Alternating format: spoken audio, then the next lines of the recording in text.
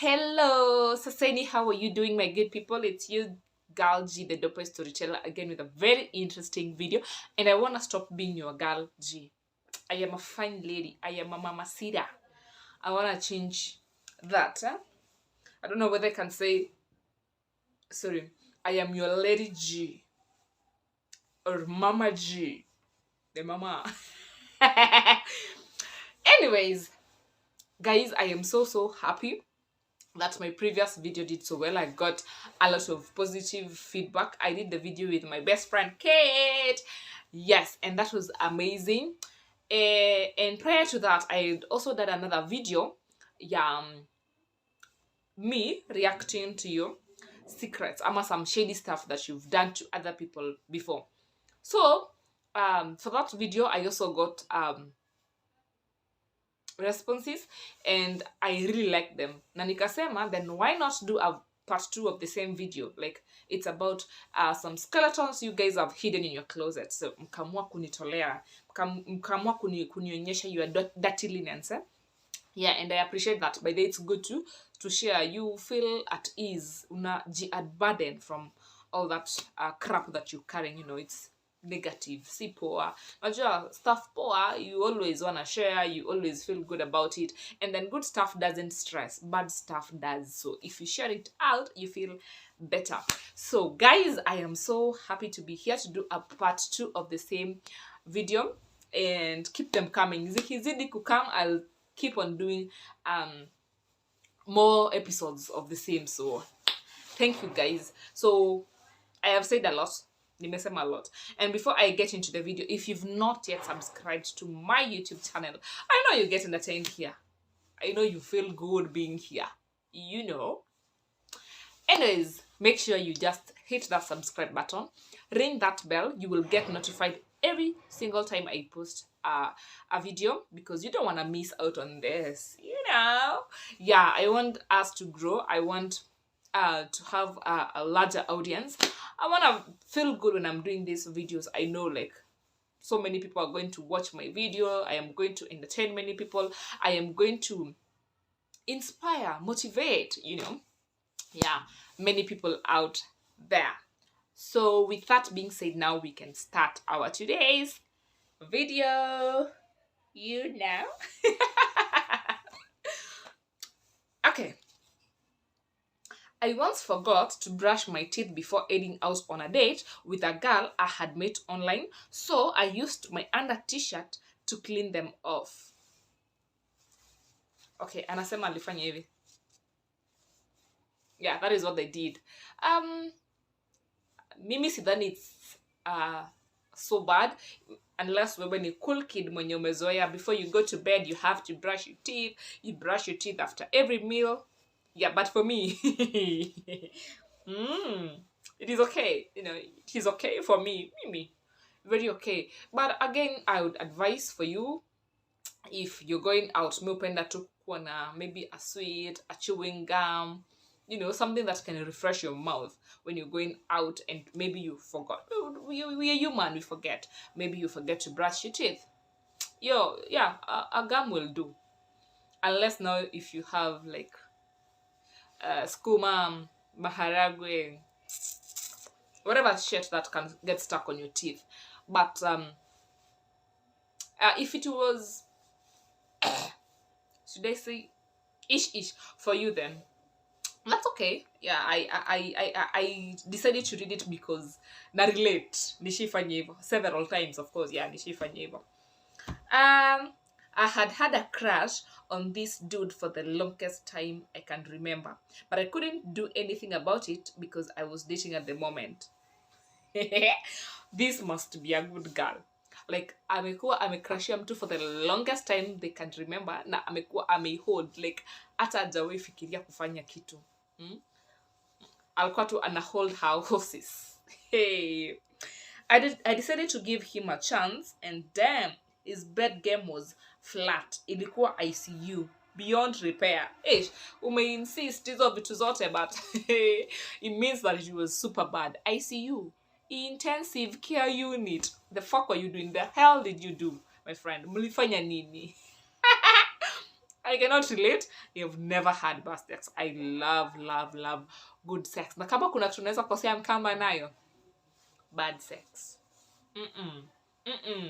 You will not make me waste a scene, my friend. We are fornicating to begin with. And that unataka ikue nimeharibu tu imeenda tu hivyo. I would have done something else. Huh? Tafadhali jaribu. But the girl says that and I feel and because I was a good person, I told him the truth. Anasema that I feel like I should say it. I should tell you this. What? It hurts. Unaweza kuwa bidii ulimsaidia. Okay, alienda lessons mahali, but coming straight, I think I'm savage, but sijafika your level. By the way, it was a waste of sin. Like, damn, your bed game is in ice. Oh, who does that? Who does that? Game yako hapana. You just saw my nakedness for no good reason. Huh?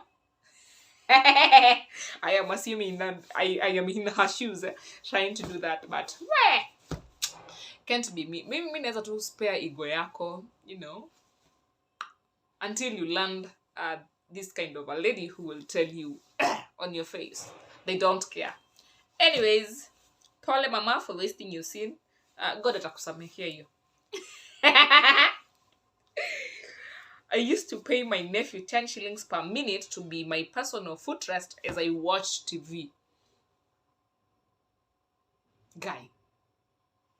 Hii ndio tunaitanga child labor ama. Why would you do that to a kid? Like, why? Kuja ka baba, kuja. Aya.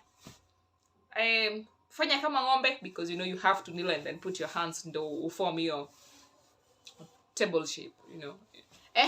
And then unamwekela miguu. You are there watching television. Seriously. Or see if the parents would have found you. So wekela miguu kwa kiti, wekelea kwa meza. Do you have to do that to the kid? Ama ulikuwa na 10 bob za kuwaste. Mpe tu 10 bob aende anunue taamuro safi. But on the same, I have a friend who has this kind of habit. Like, anapenda tu kusumbua watu hii. Huyo anaweza kwa anaita tu mtoto. Kuja, ni massage hivi, I'll give you 20 bob at the end of it. Trust me, you hiyo 20 bob mtoi hatapewa. Na hakipewa ataombwa tena. Sweetie, unajijua. Stop that. Hiyo si poa. Stop that. Ni kusumbua tu mtoto. Mwache mtoto aende akacheze, mwache tu afanye vitu zake, you know. Anyway, but nilisikia tu inakaa tu. It's kind of crazy. Eish. Anyway, signed up for a site that pays you to read articles, visit pages, and download stuff. I ended up earning $5 and giving my computer so much virus that I had to buy a new one. I'm sorry for you. I know we are jobless. We're trying to make our way up there. We're trying to earn. We don't care, like, asa kama ni job gani, I am doing anything for money. Anything for money. And then unaona hizi sites za kukwambia, yeah, you can watch this and earn this amount. And then they ended up infecting their computer with so much virus until they bought a new one. But I think you should have just installed your OS. Unless uniambie pia hiyo haingefanya. But I think it would have worked. You also had money, you know. But pole. I once dared my best friend on her 25th birthday to propose to a waiter, and if he said yes, he would tell him it was a dare, and if he said no, he would slap him on the butt. You imagine slapping a man on his butt, my friend. Utapigwa. Iyo nayo utapigwa. Ish. Why did you dare? Sincerely. Why dare your friend that? And it was on her birthday. At least unge dare. If it were a guy ingeleweka, unajua. But a woman proposing. Oh no. Yeah, nowadays people do that, but bado mimi sidhani kama niko na hiyo gut. Like, most women don't. See ati we can tunasema we are against it, but you know, you're the one wanting to be okay. there's nothing wrong with wanting to be with that person. Hey, ini ngumu. But it's just a but, yeah, most ladies don't have that confidence, that courage, and then it's a norm, okay, again, I don't like norms. I like the abnormal stuff, right? But hii ilikuwa dangerous. Okay, again, tuseme hivi, this was not your person, unajua, so you don't know kama kona mtu atakuchukulia aje. Like mimi going to propose to a waiter, akisema yes, then I would tell him, like, okay, I would have loved for them to say yes because yeah, it was just a dare. But if they say no, I would just like spunk them, my friend. And then she ended up being thrown out by the bouncers. See where that landed? Niko sure she slapped him on the butt. Na ya kaleta vurugu. But a man should have understood, Okay, I don't know what type of club was that, but you did bad. Because you're no longer friends anymore. We will not be friends anymore because it's on my birthday. It's my day. Maybe you came to the club because of me. You wanted to celebrate me, and then you dare me to do such a creepy thing, and then that lands me out of the club. Like, I have to go home feeling sorry, feeling bad. Like, that would even be my worst birthday. Yes.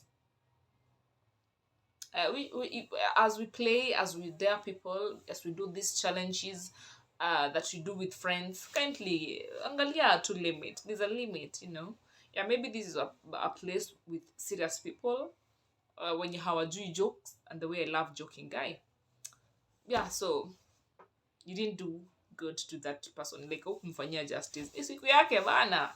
Let them enjoy their day. Anyway, we are not judging. We're just saying our opinions, what we think, what I think as Genevieve, and I think my followers think the same to Cinda. All right. I recently broke up with my boyfriend, so I decided to go to the club and light up my mood. I was on a table all by myself, taking my 2 Tusker Cedar beers, and then 3 men joined in. One of them just moved closer to my ear and shouted. Of course, you have to shout. It's in a club, there's loud music, blah blah blah. You get that. That they won't be buying me any drinks. So if I'm looking for that kind of person there, then they were not the type. Like, how wanaume, they're not the type of men who will come to a club, spot the single lady mwenye amekaa kwa table peke yake, ama unajua most of them, if you're single, you don't have to sit on a table. You go to the counter, yeah, and sit there alone. Una sip tu Tusker Cedar yako, snap yako, yo bia uko tu pale, and then unakujiwa na kambabas. What are you taking? Can buy you more, if you join my table, ama if you go home together. We are not buying you any drinks, and you are not falling for your trap. Tunajua nyi madame. Tumejulikana. Girls go to, I have a friend, several, 2, 3, 4, 5, yeah, because others need friends of friends, and then we get to talk. They have that habit of going to the big clubs, the expensive ones, and then order maybe one beer, or maybe Del Monte juice or whatever, a cocktail, and they'll be sipping it for the longest time, waiting for a person to spot them, like a man to spot them, and maybe offer to buy them drinks and then go home with them, and then even umepata mbabas or something, or somebody to spend the night with and give you some cash. Hiyo aliona ya Virauni. Yeah, is it Firauni ama Virauni? Firauni. Hey, I don't know, Miss Swahili. Don't kill me for that. So I am sorry for you, because I imagine that feeling inakwanga mbaya. Umeenda tu klabu kivyako because unaweza tu jishtukizie umejipata klabu, you feeling, but when you're heartbroken, you never think straight. And you're feeling it too heart me cringe, like you feel things that you're not even supposed to be feeling. But yeah, it wasn't happen. You find yourself in the club and you were there trying to sip that drink, at least to lengthen stress. You want to come out, I feel better. You know, I also love the loud music of the club. Inakufanyanga una feel ni kama you're in another world. The crazy things that people do in the club too, like, yeah, that's so interesting. Uko tu pale wewe umezuba, you looking at people trying to laugh, trying to put a smile on your face, and then some nigger from nowhere comes and shouts, "We are not buying you any drinks. If you think you're going to fall for your trap, you're wrong." Anyway, akipole mama, iyo nayo, I'm sorry. You ended up feeling like bad and cursing men, spiting men, because yeah, mwanaume akutenda alafu mwingine akuja kuongeza mashida zingine zenye hata hujataka. Unajua, at least ulitaka, you in the relationship. Hii ni mashida haujataka. I am here taking my beer and then 4 days. Anyway, watu mmepitia mashida. This life no balance. Mmepitia mashida. Guy, mi mtu anishautie hiyo nayo nitamjibu. Ama I'll start crying. Eesh, I am heartbroken, and then uniongezee mashida zako. Wewe. Kupiga na hii brush. Nenda kwa nenda na hii brush na kapa. Kama nakaa vumbi. Jeremy. Anyways, there's this time I excused myself from a meeting and rushed to the washroom. Okay. I honestly checked and knew I was alone. I went ahead and unburdened myself from a massive fart.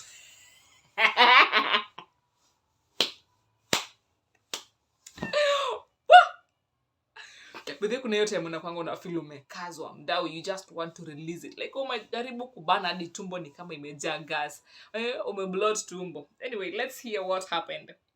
Then after that, I turned around and saw that another coworker had just walked in as I had released the big smell, as in the big fart. The guy, I don't know how to pronounce the word. Is it gangatic, whatever?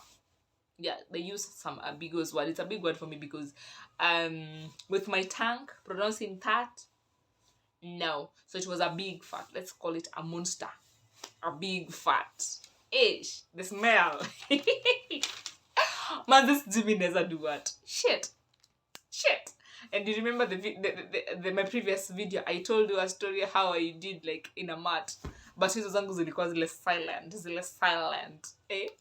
Walikuwa tunakula harufu, wana blame mama mjamzito.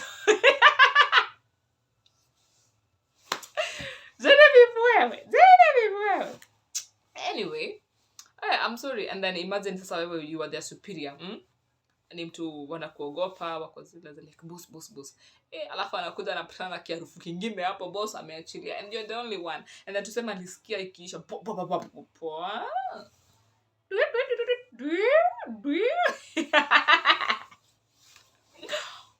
this tunaweza fanya nini guy? You were in the right place, of course. Alikuwa washroom, akuenda in another different room. Alikuwa the right place, washroom. But umepatikana bana, umekiachilia. Mtu anashangaa kwani boss alikula manini? Sini life. These things, we do them. They happen sometimes. They happen. There's a boss who fell coast. Mombasa, yeah. There's a boss who fell, and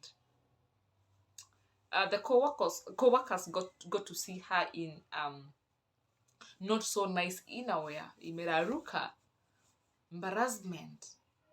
When you boss, but you cannot buy yourself some nice stuff. Like, you cannot buy yourself a nice innerwear because unaona ni kama hakuna mtu anamwona. Watu faint.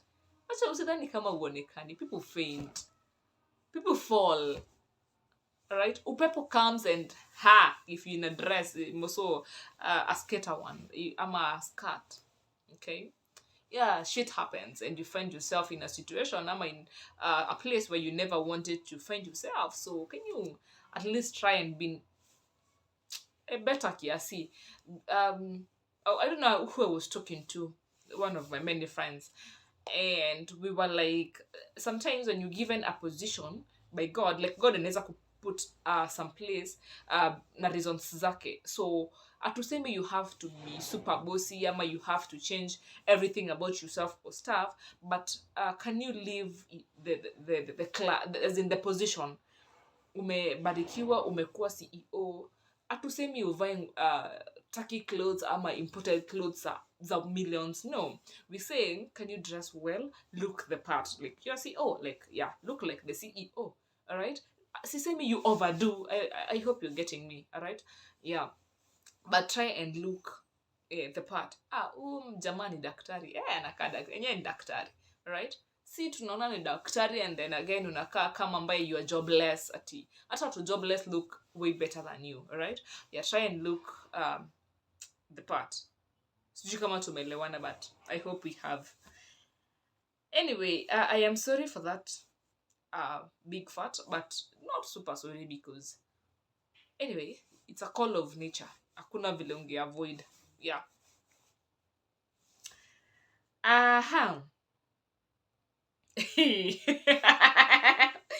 This is bad, like bad. Ha! One of my friends decided to try anal with her boyfriend. I hope umeshikanisha. Anal sex, yeah. With her boyfriend. But her dad walked in while they were doing it. Headache, stress, shida, shaka. Hey. You dad. Atafadhali mom. You are dad. Hey, kama mami. Oh, okay. Spoke my language because this is ha ha. Her boyfriend pulled out super fast, which caused her to shit all. Should I stop there? Like, people, simkona vituko. Vitu mmefanya. I thought I was worse. Hey, nyinyi. Anyway, let me just read it as it is. Her boyfriend pulled out super fast, which caused her to shit all over his penis, stomach, and chest.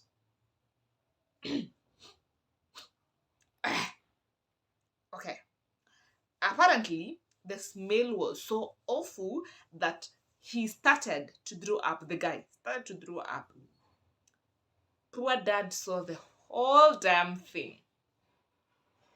Whew. Wow, I don't know what to say. What a shitty mess.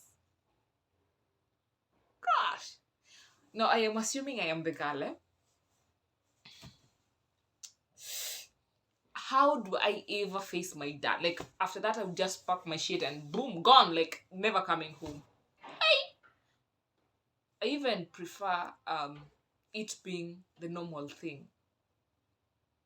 The normal type of sex. Anal, I just tried for the first time. I got caught by my dad, of all people. Like, nimekuwa daddy's girl, daddy's little princess. Mtoto wa daddy. Ka princess leo kamepatikana kakifanya vitu. Sorry, maybe hadi mzae hajaifanya. Na wewe uko hapo. It is all yours. Kill it. And all those other shitty things that we say during that intimate moment.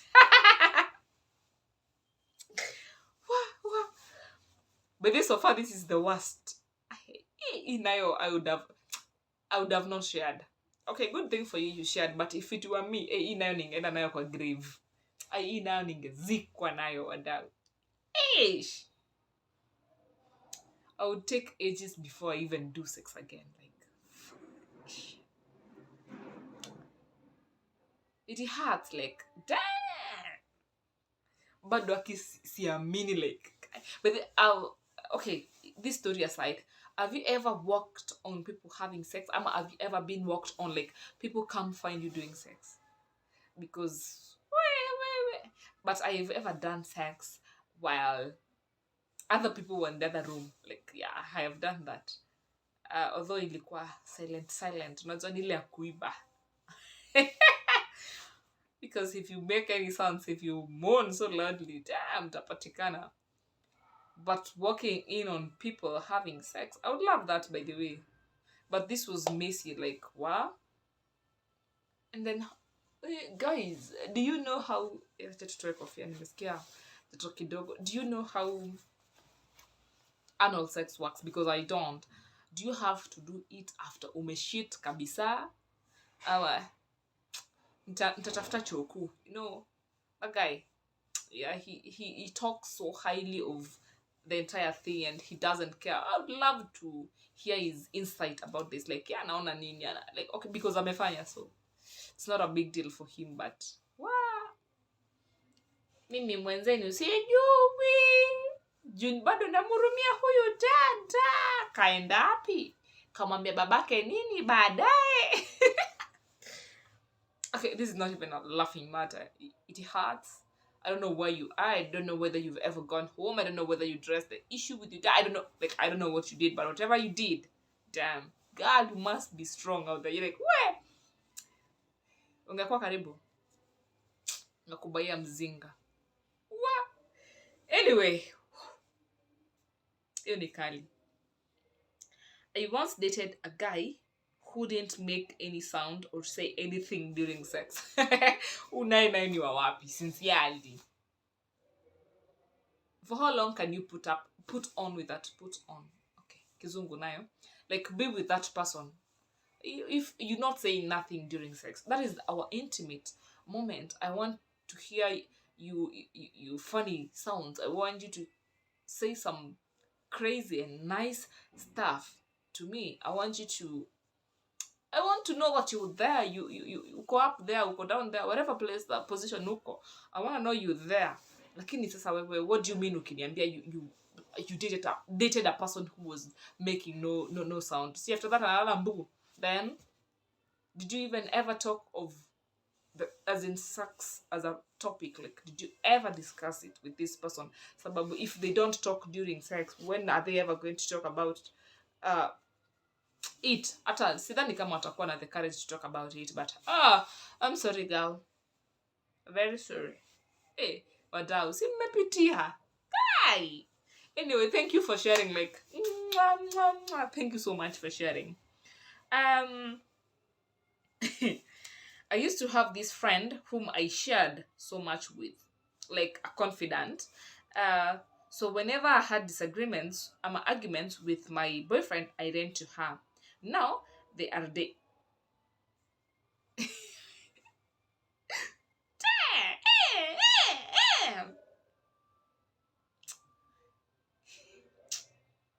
like, dunia haina huruma. I used to come to you na kwambia, mtu ni mbaya, aki amenifanyia. But honey baby poa, sijui nini anani treat sijui aje. Anadhani mimi sijui ni nini. Uko hapo. You don't worry.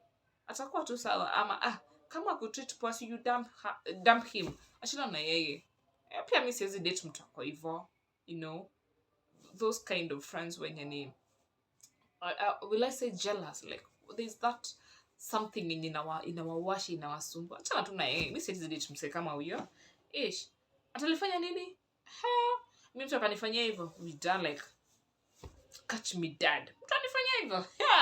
I can't take it, like. And they are now dating.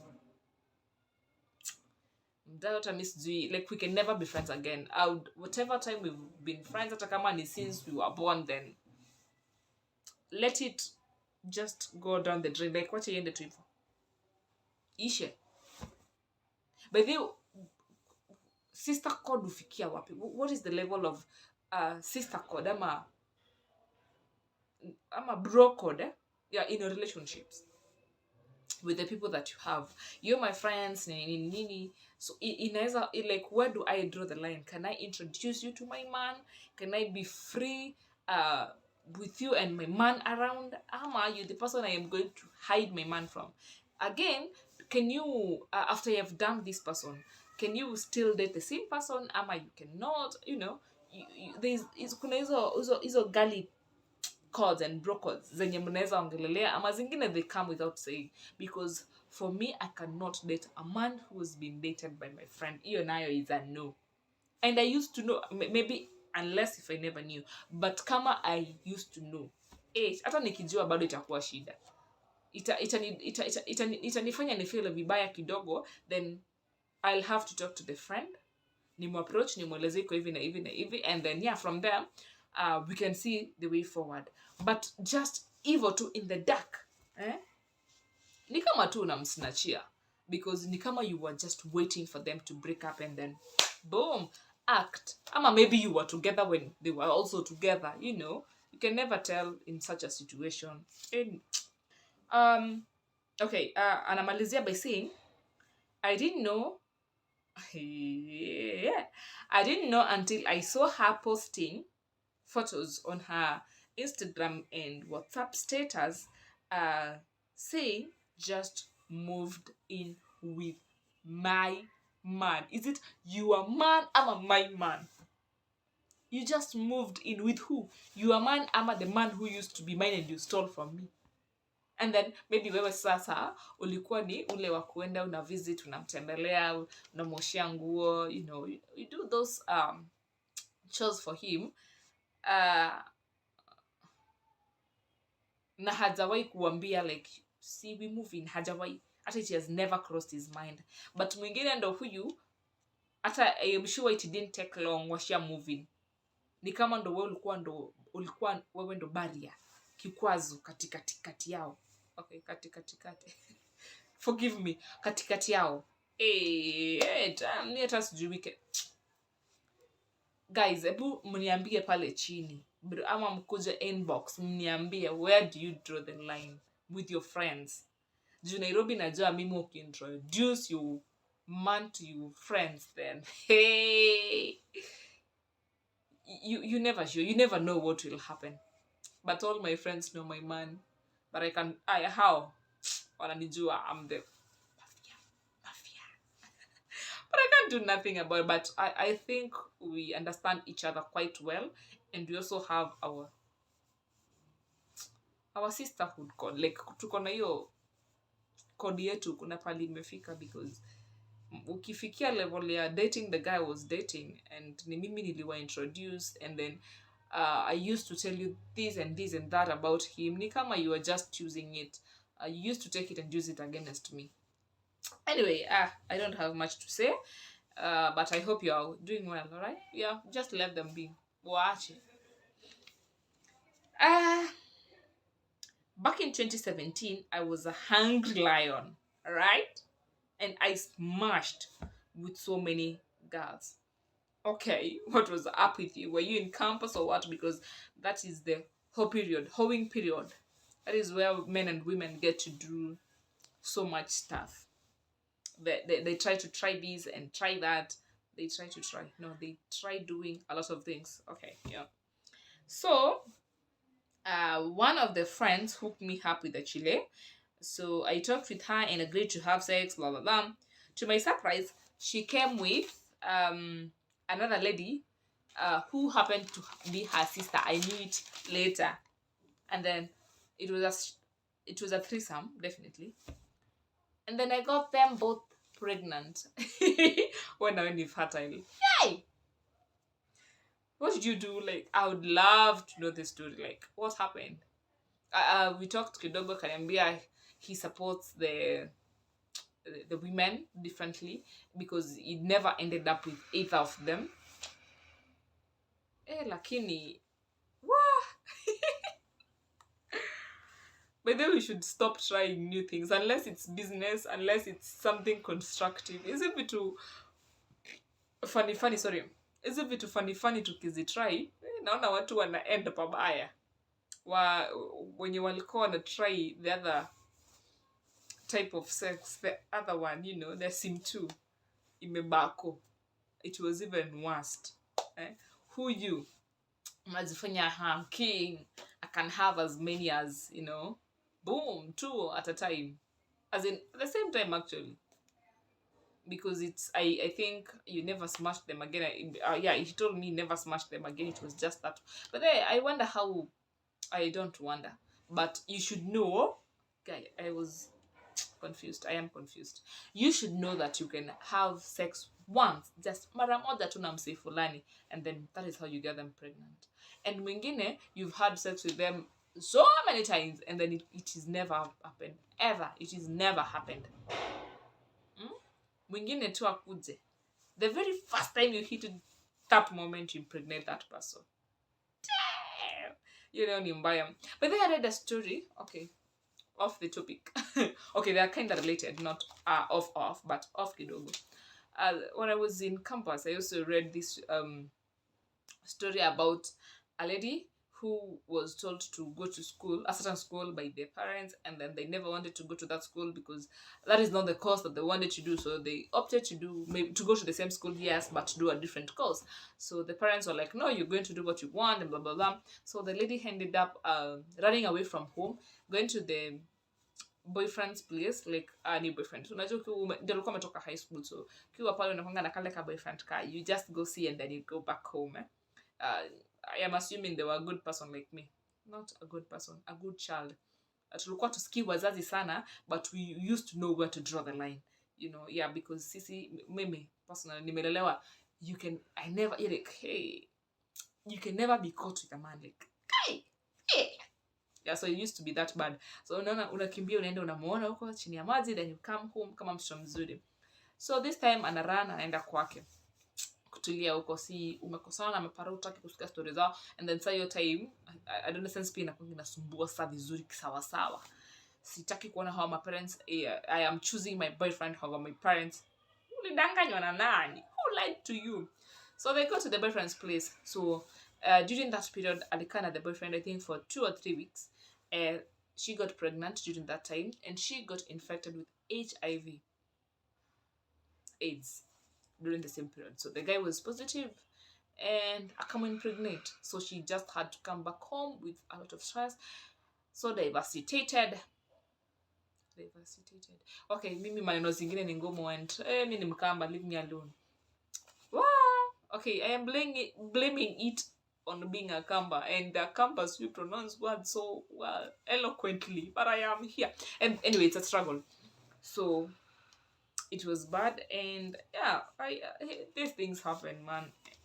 Hata sijui niseme nini, ni painful sana. So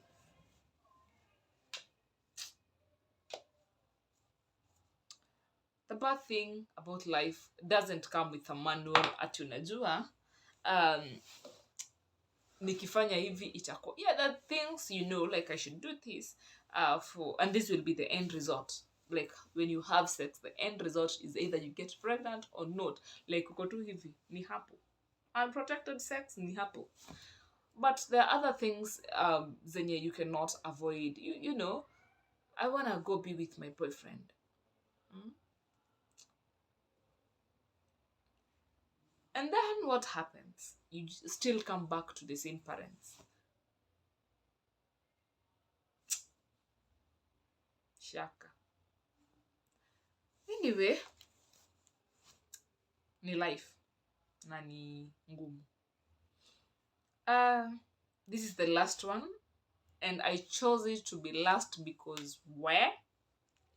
Hey. I am the firstborn in our family, and when I was 24, I secured a very well-paying job, and I could have done anything to retain it. Because I was helping with bills at home. Understand? Most of firstborns, wanakuanga ni kama tu mini parents. They're the parents, and then now you're their sub parent. I don't know the right word to use, but you're also another parent. You want to help your parents pay the bills. You want to help with your siblings. Kuna mambo mingi, and then you also have your own life as a person, you know. Niko na kwetu ndio, but I also have my own life. And being a firstborn, wewe ndio kioo cha jamii. No, that was the wrong word to use, but of course, your family members are looking up to you. All right, so let's see what happened. I was helping with bills at home, so I happened to get pregnant during that year, like the 24th year. Yenye tu alipata job. ndio yenye tu alipata ball. I didn't know how to approach my parents with the issue. Then I just decided to have an abortion, and I parted ways with the man who was responsible. Anasema that is the worst decision I have ever made in my life so far. What?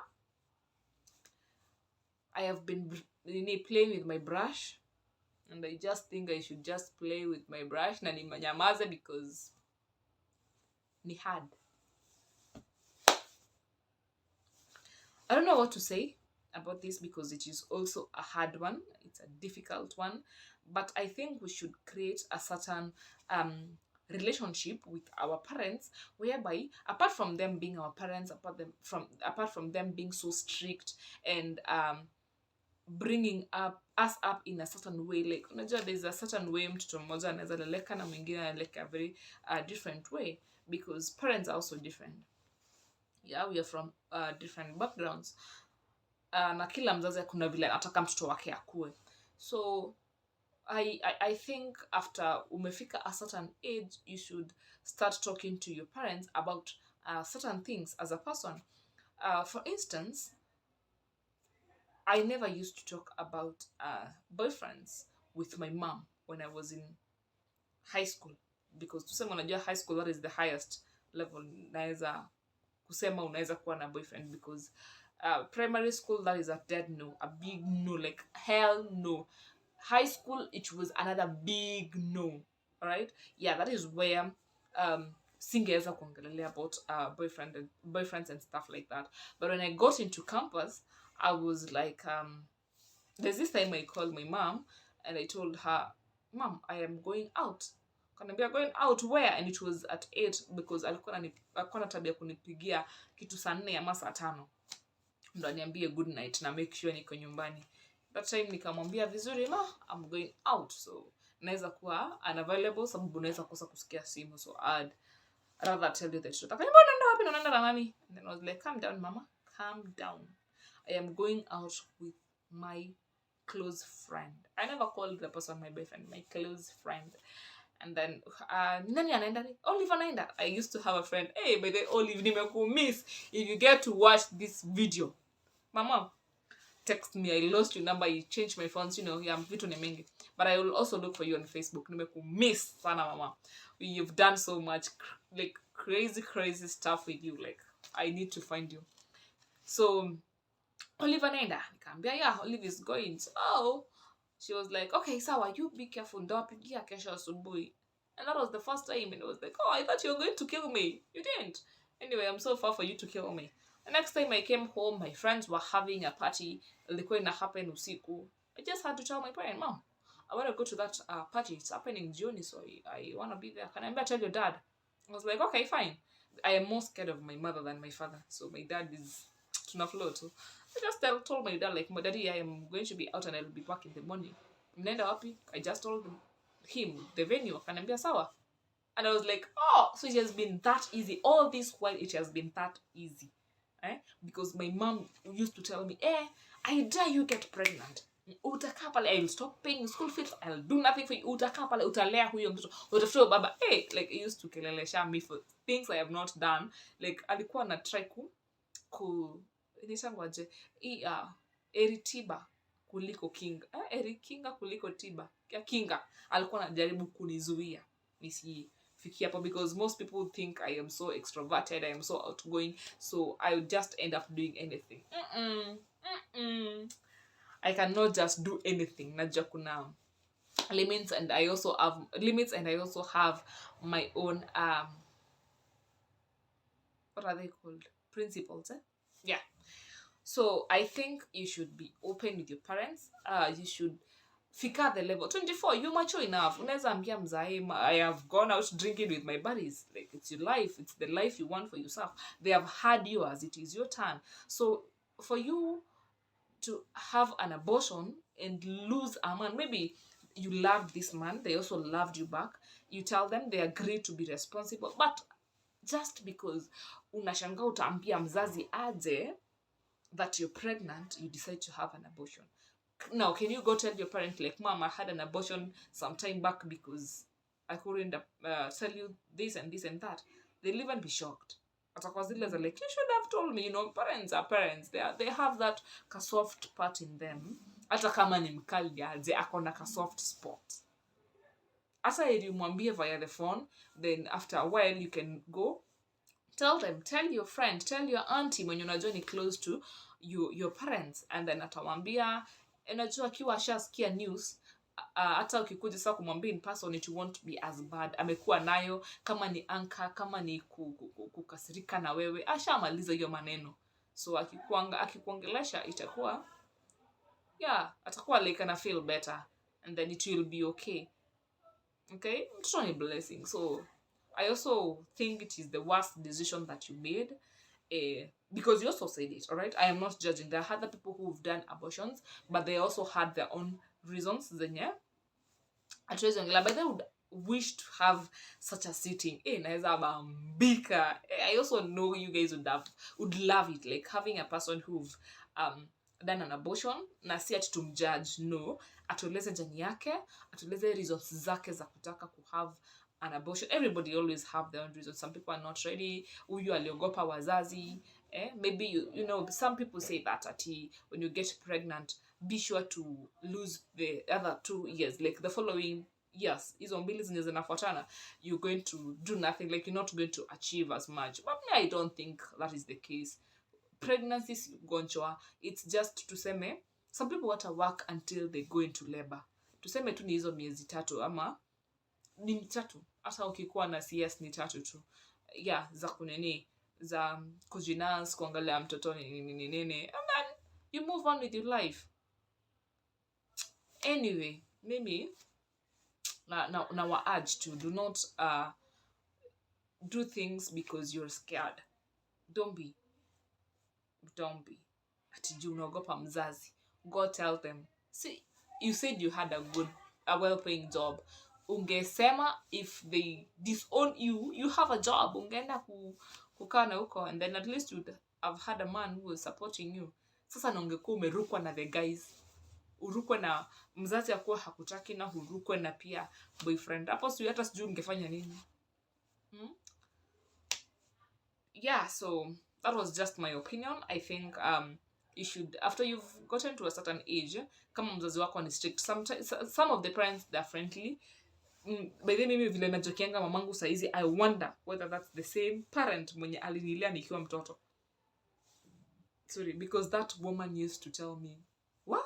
That woman used to beat me like nobody's business. But kama singepigwa nayo huwa sisikii, ningekuwa pabaya. So I thank God we got to a point. Nilipoenda campus, we created a very comfortable and nice relationship whereby I can tell her whatever I feel like. We laugh about things. She also tells me about her experience with the husband. Hey, baba yako tulifanya akakuwa. Yeah, it's always fun. So I don't know what else to add. Nothing. Let's see each other next time. Yeah, on the next video. So bye, and thank you so much for supporting me, for watching my content, and for always giving me feedback. Now penda sana. Bye.